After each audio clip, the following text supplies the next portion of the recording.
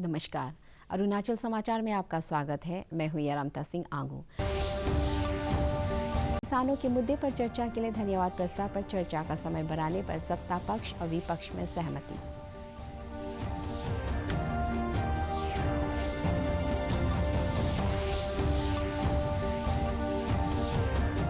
Asia का सबसे बड़ा हवाई शो एरो इंडिया बेंगलुरु में शुरू। रक्षा मंत्री राजनाथ सिंह ने स्वदेशी हथियार प्रणाली के डिजाइन और निर्माण में भारत की बढ़ती उपस्थिति का किया उल्लेख।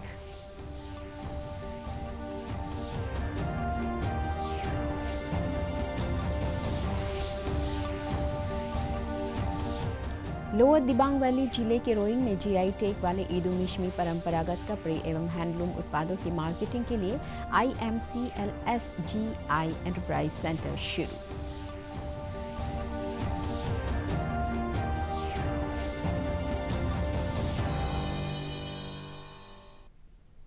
राज्यसभा में आज राष्ट्रपति के अभिभाषण के धन्यवाद प्रस्ताव पर चर्चा शुरू। इसके लिए प्रश्नकाल स्थगित कर दिया गया। सदन में सहमति बनी कि प्रस्ताव पर चर्चा के लिए ज़्यादा समय दिया जाए ताकि विभिन्न राजनीतिक दलों के सदस्य किसानों के आंदोलन से जुड़े मुद्दे पर भी अपना विचार रख सके।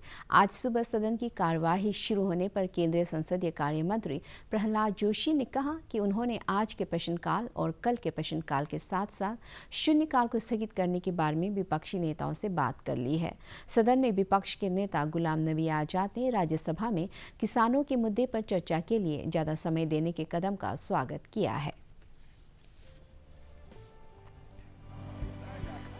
More time should be given to the discussion on precedent motion, and if kindly chair can agree, we have arrived with a consensus after speaking to the leader of opposition and arrived at a consensus with the other leaders.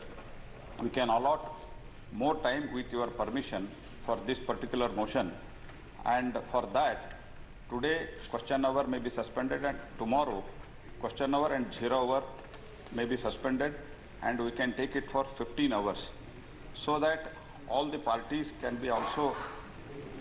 also participate in the discussion. राष्ट्रपति के motion of thanks से पहले कोई business नहीं लिया जाता, इसलिए हम सब लोग जितने विपक्ष के लोग हैं 18-19 पार्टियां मिलके हमने तय किया कि अगर मोशन ऑफ थैंक्स से पहले डिस्कशन किसानों का नहीं होता है तो जो डिस्कशन उस दिन होना चाहिए था किसानों के लिए ही, वो हम राष्ट्रपति जी के अभिभाषण में उसकी चर्चा करेंगे 5 घंटे।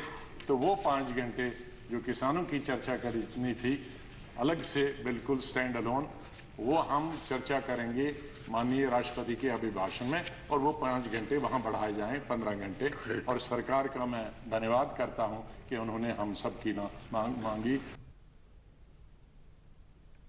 केंद्र सरकार ने लॉकडाउन के दौरान उत्पादन में हुई कमी की भरपाई के लिए कारखानों में काम करने के घंटों को बढ़ाने के विभिन्न राज्य सरकारों के प्रस्ताव को खारिज कर दिया है। केंद्रीय श्रम मंत्री संतोष गंगवार ने आज राज्यसभा में लिखित उत्तर में बताया कि उनके मंत्रालय को काम करने के घंटों को बढ़ाने के लिए कारखाना अधिनियम 1948 के मौजूदा प्रावधानों को संशोधित करने से संबंधित विभिन्न राज्यों से अध्यादेश और विधेयक के मसौदे प्राप्त हुए थे। उन्होंने कहा कि मंत्रालय ने इन प्रस्तावों पर सहमति नहीं दी।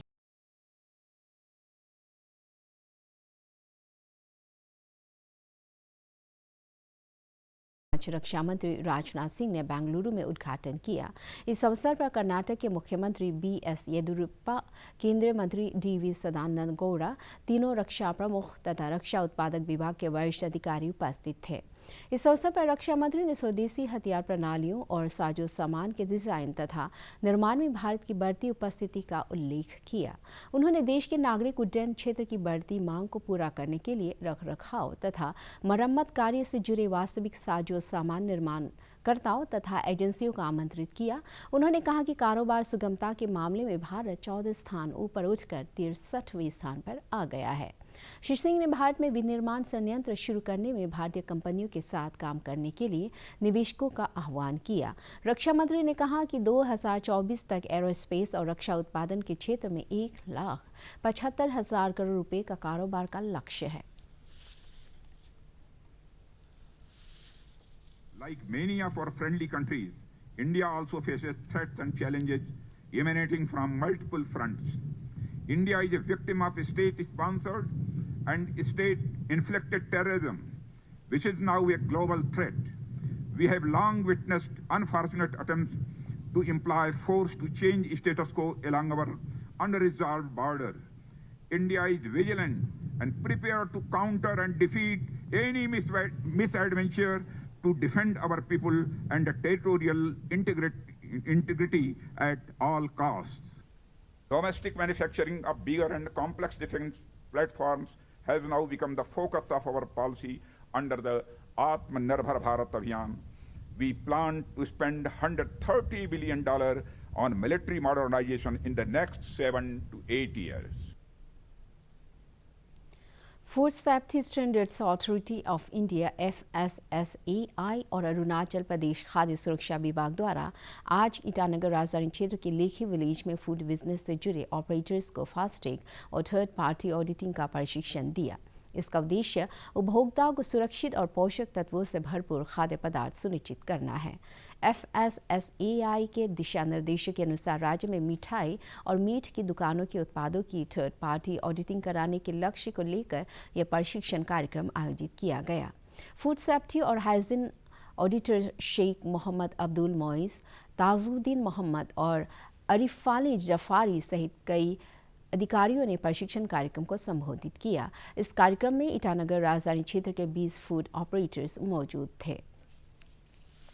बोंदिला, दिरांग, रूपा, टेंगा, यहाँ पे छोटे छोटे एरियाज है, विलेज है, टाउन्स है, वहाँ पे मतलब लोगों को पढ़ना भी नहीं आता। जो फूड बेवरेज ऑपरेटर्स है, फूड बिजनेस ऑपरेटर्स है, उन्हें ये भी नहीं पता कि वो एक्सपायर्ड प्रोडक्ट यूज़ कर रहे हैं। उन्हें सस्ते में डीलर्स प्रोवाइड कर देते हैं। हमने ये चीज़ देखा है कि यहाँ पे सिर्फ 3 फूड सेफ्टी ऑफिसर है जिनको 25 डिस्ट्रिक्ट डिस्ट्रीब्यूट किए गए हैं। एंड एक्चुअली प्रॉब्लम ये मेन होता है कि ये पूरा माउंटेनियस रीजन है एंड रोड्स उतने अच्छे नहीं हैं। बॉर्डर रोड्स ऑर्गेनाइजेशन रोड बनाते हैं लेकिन उसमें भी कोई डिस्प्यूटेड लैंड है तो उन्हें ट्रैवलिंग में बहुत इशू होता है, उनका मैक्सिमम टाइम ट्रैवलिंग में जाता है। तो बेसिकली गवर्नमेंट ने ये चीज़ करनी चाहिए कि यहाँ फूड सेफ्टी ऑफिसर्स ज़्यादा इंक्रीज़ करना चाहिए एंड फूड सेफ्टी का जो मैनेजमेंट और नेटवर्क है वो बढ़ाना चाहिए, जैसे बाकी स्टेट में काफ़ी ऑर्गेनाइज तरीके से है। चूँकि food safety standard authority of India की ऑब्जेक्टिव्स ये हैं कि जितने फूड बिजनेस ऑपरेटर्स हैं, जो लोग फूड्स में हैं, चाहे वो इंडस्ट्रीज़ में हों या होटल्स में हों या किसी और बिजनेस में फूड से रिलेटेड हों, इन सबको FSSAI सर्टिफिकेशन रजिस्ट्रेशन और लाइसेंस कंपलसरी है। तो इसके ऊपर हम लोग काम कर रहे हैं। ऑलरेडी बहुत सारे लोग लाइसेंसेस रजिस्ट्रेशन रखते हैं लेकिन कुछ रिन्यू नहीं करते या फिर उनके जो प्रीमिसेस है उसके अंदर फूड सेफ्टी से रिलेटेड कोई चीज़ों को जो है ना थोड़ा सा डिविएशन रहता, तो हम लोग ये ऑडिट कर रहे हैं। देश भर में 41,38,000 से अधिक लोगों को अब तक कोविड-19 के टीके लगाए जा चुके हैं। केंद्रीय स्वास्थ्य मंत्रालय के अनुसार देश भर में कोविड से स्वस्थ होने की दर 97.08% हो गई है। पिछले 24 घंटों में 14,000 से अधिक लोग स्वस्थ हुए और पिछले 24 घंटों के दौरान कुल 11,039 मामले सामने आए हैं। इस समय देश भर में कोविड के 1,60,057 सक्रिय मामले हैं और इस महामारी से 110 रोगियों की मौत हुई है। इधर अरुणाचल प्रदेश में मंगलवार को कोविड का एक मामला दर्ज हुआ। राज्य में कोविड के सक्रिय मामलों की संख्या 11 है और कोविड रिकवरी दर 99.6% है। ईटानगर नगर निगम के मेयर तामे फासांग ने आज संवाददाताओं के साथ बातचीत में निगम की प्राथमिकताओं की जानकारी दी। उन्होंने कहा कि अगले 6 महीने तक निगम का जोर ईटानगर राजधानी क्षेत्र की स्वच्छता की स्थिति में सुधार करने पर होगा।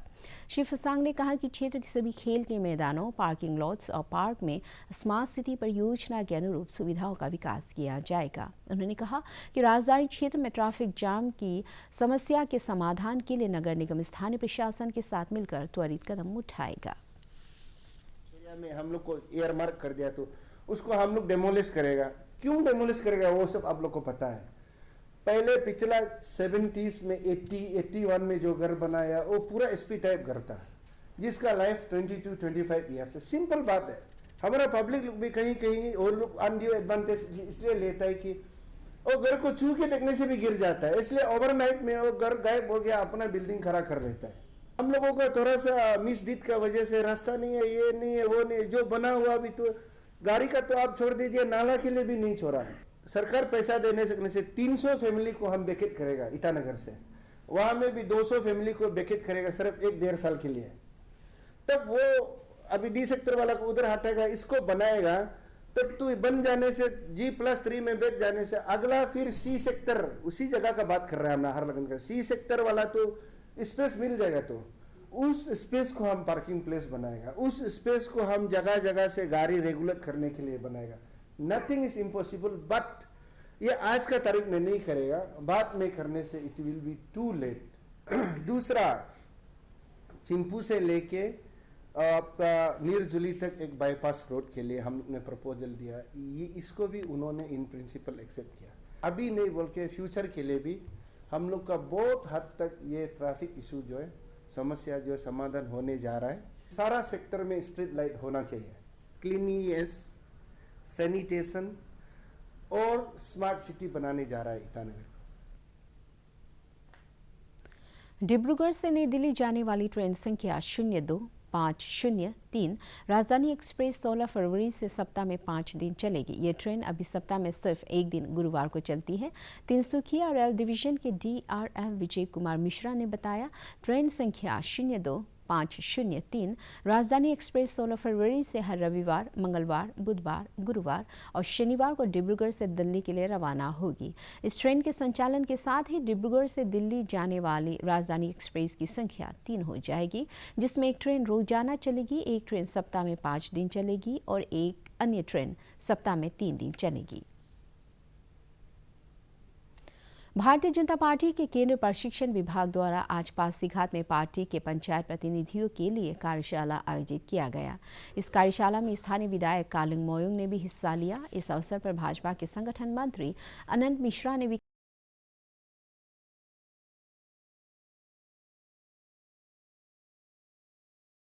प्रशिक्षित किया।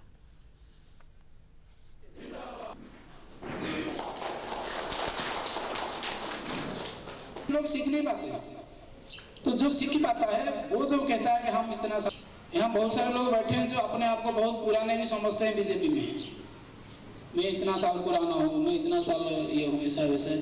देखिए, पार्टी में पुराना कौन कितना है वो उसका एक्टिविटी से पता चलता है। 5 साल में हो, 2 साल भी हो, पार्टी से आपने सीखा क्या है। जैसे हम पार्टी में अपना आदर्श मानते हैं, अपना अटल बिहारी वाजपेयी को हम आदर्श मानते हैं या आडवाणी जी को आदर्श मानते हैं। उनसे, उनके साथ में जो लोग काम किया, जो उनके बहुत करीब थे, उन लोगों ने कितना सीखा।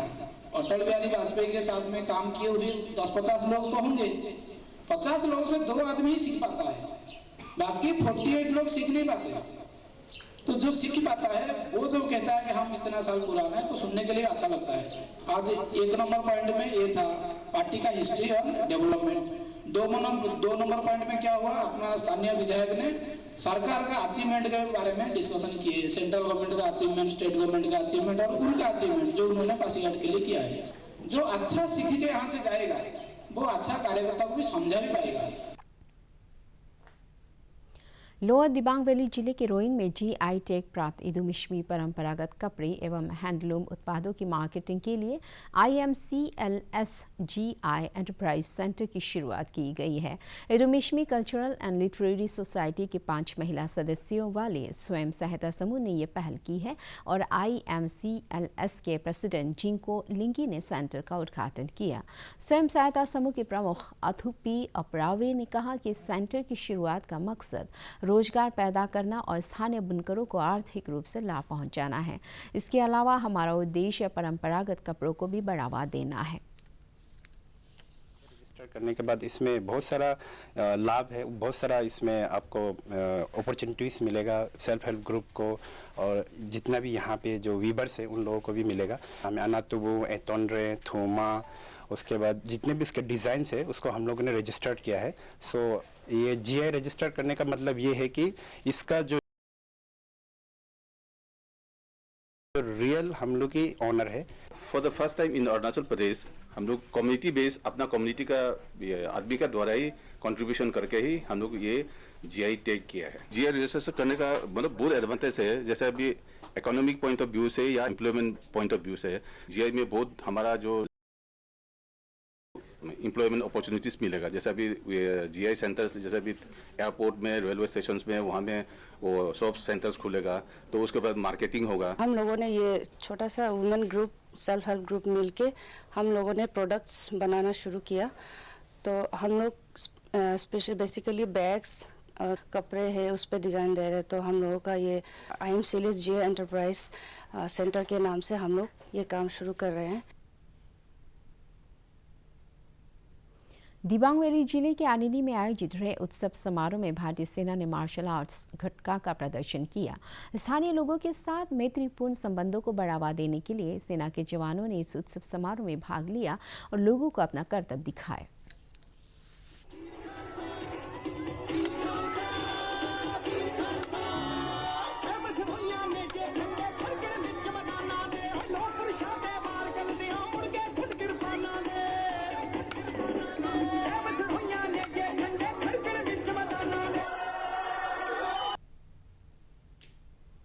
भारतीय सेना की 103 इन्फेंट्री ब्रिगेड ने आज असम के धेमाजी जिले की जोनाई हायर सेकेंडरी स्कूल में ऑपरेशन सद्भावना के तहत क्षेत्र के कई विद्यालयों को school bag, white board, dictionary सहित छात्रों के लिए कई शिक्षण सामग्री प्रदान किया।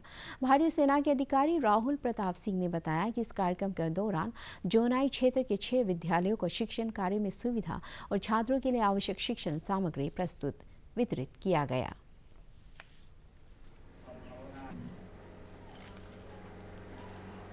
सेना की तरफ से एक छोटी सी मदद अपने बच्चों के लिए यहाँ पे दी है, जिसमें हमने लगभग 4 लाख रुपए की स्टेशनरी जो आज स्कूल्स की ज़रूरत थी उस हिसाब से यहाँ पर हमने डिस्ट्रीब्यूट किया है। और हम उम्मीद करते हैं कि ये देश के नौनिहालों के काम आएगी और आगे इसी तरीके से भारतीय सेना इनको आगे बढ़ने में मदद करती रहेगी। इसमें हमने मेनली स्टेशनरी पे फोकस किया है और जो पिछड़े हुए स्कूल्स हैं जिनमें ब्लैक बोर्ड्स नहीं, वहाँ पे हमने वाइट बोर्ड्स दिए हैं। यहाँ पे कुछ हमने टेलीस्कोप्स दिए हैं। इस प्रकार से लगभग 4 लाख का सामान हमने आज डिस्ट्रीब्यूट किया है। अरुणाचल समाचार के आज के अंक में इतना ही। जाने से पहले आप सभी से अनुरोध है कि कोविड-19 के दिशा निर्देशों का पालन करें, हमेशा मास्क लगाएं, बार बार हाथ धोएं और सोशल डिस्टेंसिंग के नियमों को मानें। हम कल फिर हाजिर होंगे अरुणाचल और देश दुनिया की खबरों के साथ। चलते चलते आपको बता दें, आप अरुणाचल समाचार हमारे YouTube channel DD news Arunachal पर भी देख सकते हैं। देखते रहिए अरुण प्रभा। नमस्कार।